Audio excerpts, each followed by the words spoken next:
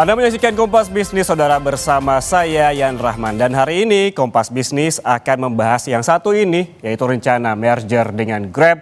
Goto ditinggal CEO Patrick mundur, Hans naik.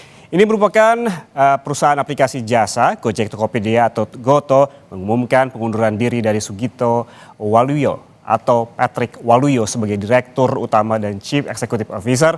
Dan pengunduran diri ini persis setelah Istana melalui Prasetyo Hadi atau Menteri Sekretaris Negara mengonfirmasi rencana merger antara Goto dan juga Grab. Hans Patuwo akan dinominasikan sebagai Direktur Utama Perseroan dan Chief Executive Officer mengganti Patrick.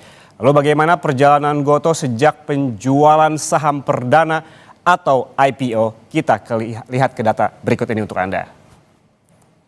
Nah, ini dia, saudara. Ini adalah pergerakan saham Goto dari awal IPO sampai kemarin saat pengumuman Patrick Waluyo mundur pada 24 November 2025.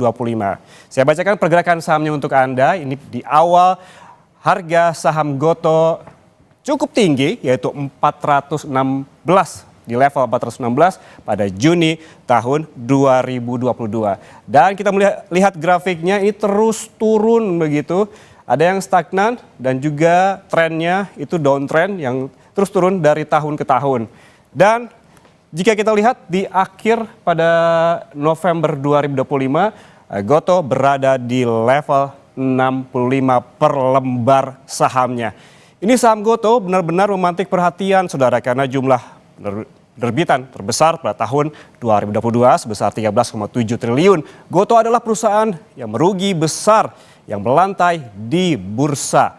Tak mampu bertahan lama, saham Goto terus kena tekanan. Bahkan tak butuh waktu 1 tahun bagi Goto kehilangan status Dekakorp dengan valuasi 10 miliar dolar Amerika Serikat. Saham Goto yang nyaris tidur juga membuat kapitalisasi marketnya ikut terus melorot. Terakhir di September ini tersisa 74 triliunan rupiah saja. Lalu apakah dengan konfirmasi merger oleh Istana artinya Singapura jadi investor baru bagi Goto? Jawabannya adalah tidak, karena sebenarnya ada SVF GT Subco, investor Singapura yang sampai saat ini, saudara, menggenggam saham Goto dengan porsi yang besar, yaitu 7,65%. SVF juga merupakan afiliasi SoftBank. Benarkah upaya Patrick Waluyo saat jadi CEO Goto membuahkan hasil kinerja keuangan? Kita lihat ke data selanjutnya. Nah, tentunya ini ada rugi bersih dari Goto. Sebenarnya kalau dilihat dari data laba rugi, upaya Patrick menunjukkan hasil positif. Rugi Goto secara kuartal 3 mulai menciut. Kalau tahun kemarin 4 triliunan rupiah, lebih tepatnya di 4,3 triliun rupiah pada kuartal 3 tahun 2024. Ini kuartal 3 ini mencapai 776,5 miliar rupiah. Kinerja yang lebih efisien ini sesuai dengan permintaan investor Goto yang sampai saat ini Goto memang belum pernah mencetak untung. Lalu, saudara, apa kata analis? Kita ke data selanjutnya. Nah, ini dia menurut analis, saudara. Lisa Camelia Suryanata, Head of Research Kiwum Sekuritas Indonesia, kepada Kompas TV pada pagi ini bilang, ini pergantian CEO tidak otomatis merger, tapi dalam kasus Goto, pasar berspekulasi ke arah tersebut. Berarti ada spekulasi di sini.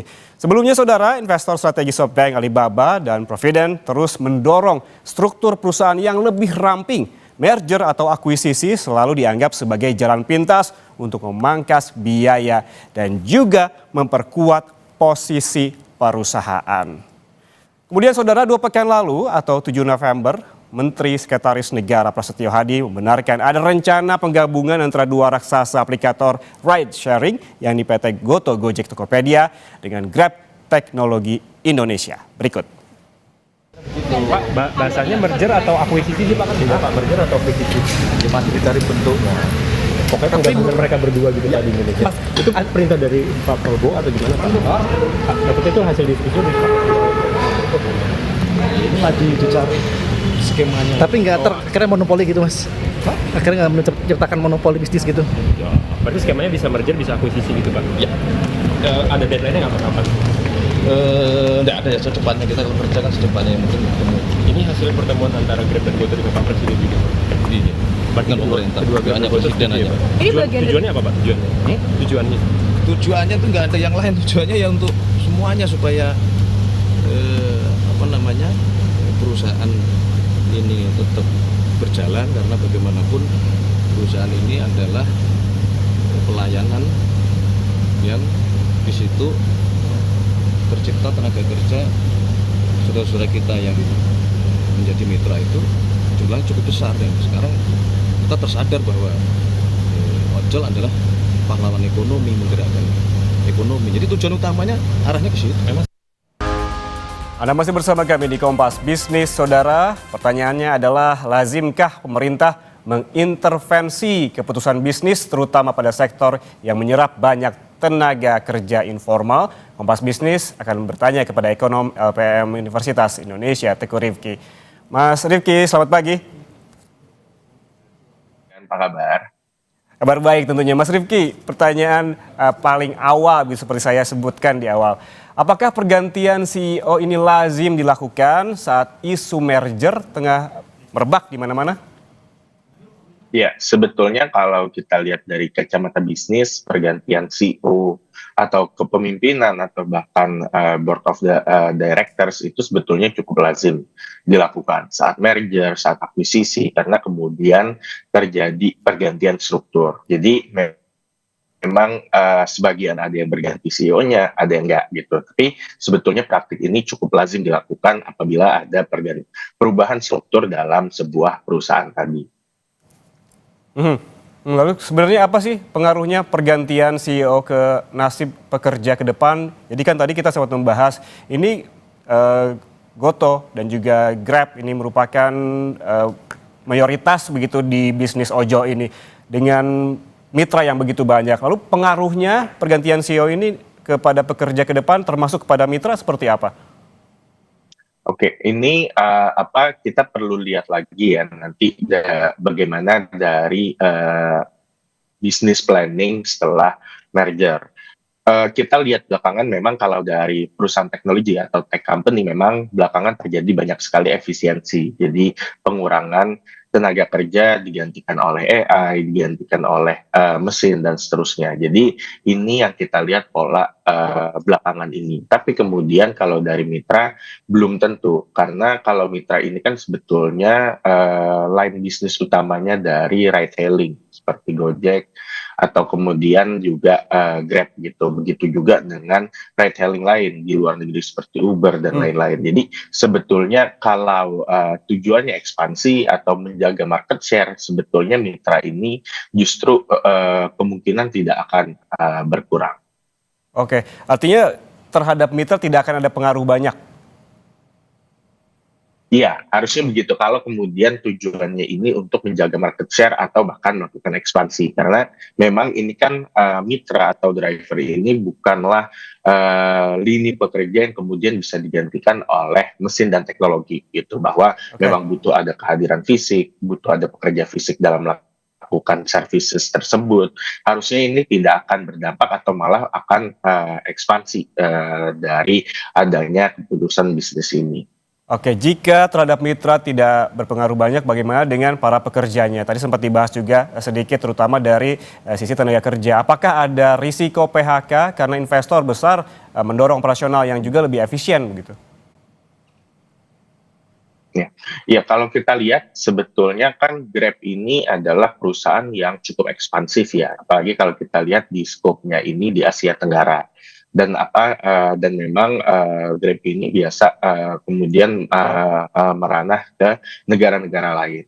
Nah, sedangkan kalau kita lihat dari Goto sendiri, terutama dari sisi ride hailing-nya ini cukup bleeding dan cukup struggling dalam beberapa tahun terakhir. Sehingga ada kemungkinan saat kemudian ini dilakukan merger atau akuisisi atau kemudian melebur jadi satu, ada potensi efisiensi untuk kemudian membuat lini dari sisi Goto ini lebih profitable atau kemudian lebih sehat. Nah, ini ada kemungkinan bahkan bahwa akan ada terjadinya efisiensi termasuk dari sisi pegawai atau pekerjanya. Ini di luar yang mitra ya. Tapi kemudian dari pegawai Gotonya sendiri ada kemungkinan ini akan direduksi atau diefisiensikan. Mhm. Kalau kita melihat adanya potensi efisiensi, tapi kalau kita balik lagi ke bisnis tadi yang menjadi headline kita, di mana Patrick Waluyo digantikan oleh Hans begitu. Kalau melihat perjalanan bisnis dari Gotoh sejak awal sampai sekarang memang ini tidak mencetak laba, tapi paling tidak rugi bersihnya turun begitu. Apakah ini sebetulnya ada perkembangan, apakah tepat ada pergantian jabatan yang juga strategis di saat-saat memang ada perbaikan di sisi internalnya begitu? Ya, ini lagi-lagi ini kan keputusan bisnis ya. Kita belum tahu nanti plan dari Gotoh dan Grab ini akan seperti apa ke depannya. Jadi kemudian kalau memang ada pergantian CEO, saya rasa cukup wajar gitu karena mungkin nanti mereka memiliki plan yang lebih agresif. Walaupun kemudian saat ini mereka rugi bersihnya ini terus turun, tapi ada kemungkinan juga bahwa nanti dari manajemen yang baru menginginkan adanya plan yang kemudian berubah menjadi laba bersih yang lebih cepat. Nah, ini dibutuhkan strategi yang lebih agresif, strategi yang lebih ekspansif, dan mungkin butuh ada pergantian dari pimpinan atau CEO. Jadi kemudian sangat mungkin ini dilakukan pergantian CEO tergantung dari nanti strategi bisnis yang akan dilakukan pasca merger atau akuisisi ini. Oke, kita kembali lagi ke soal tenaga kerja nih Mas Riki. Kenapa isu merger Gotoh dan Grab ini penting bagi nasional, terutama terkait dengan penyerapan tenaga kerja informal? Ya, sebetulnya kalau kita lihat kenapa ini menjadi penting untuk isu nasional, karena memang banyak pekerja informal yang terserap dari sini. Tapi kadar pentingnya ini sejauh apa, ini akan sangat tergantung dari langkah pemerintah nanti. Saya rasa ini memang tidak cukup wise ya kalau kemudian pemerintah ikut intervensi dalam keputusan bisnis. Kalau misalnya kemudian alasannya adalah untuk menjaga sektor tersebut atau banyak pekerja informal di sektor tersebut, sebetulnya banyak sektor lain yang memiliki pekerja informal. Tapi nggak serta-merta kemudian ini membuka ruang untuk pemerintah melakukan intervensi dalam business decision. Ruang pemerintah adalah kalau kemudian terjadi PHK massal, kalau kemudian banyak pekerja informal yang tidak terproteksi, pemerintah menyiapkan regulasi, menyiapkan jaring pengaman sosial, menegakkan peraturan tersebut agar kemudian dampak ke tenaga kerjanya bisa minim. Tapi tidak untuk mencampuri keputusan bisnis atau keputusan dari sektor swasta yang melakukan usaha seperti business as usual. Pemerintah juga sebelumnya, Mas Rifki menyebutkan bahwa memang intervensi ini dilakukan untuk menghindari adanya PHK massal begitu yang terjadi di tubuh Gotoh. Lalu sebetulnya menurut analisis Anda, apa yang perlu dilakukan oleh pemerintah alih-alih justru mengintervensi perusahaan yang memang swasta begitu? Ya, perkuat dari sisi jaring pengaman sosial dan regulasinya.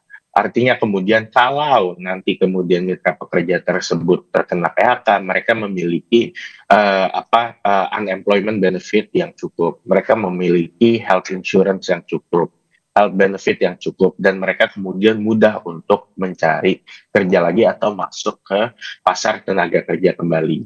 Bukan kemudian pemerintah mengintervensi sehingga kemudian tidak terjadi PHK. Ini kita perlu ingat juga, PHK sebetulnya terjadi di berbagai sektor, tidak hanya di sektor retailing saja. Ini tidak serta-merta kemudian membuat pemerintah perlu mengintervensi keputusan bisnis di semua sektor ekonomi yang ada dengan dasar bahwa untuk menghindari terjadinya PHK. Jadi peran pemerintah ini seharusnya ada pada level mengamankan apabila terjadi PHK massal terhadap pekerja tersebut agar pekerja tersebut juga masih bisa memenuhi kebutuhan dasarnya. Oke, Ini kembali lagi ke pertanyaan tentang lazimkah?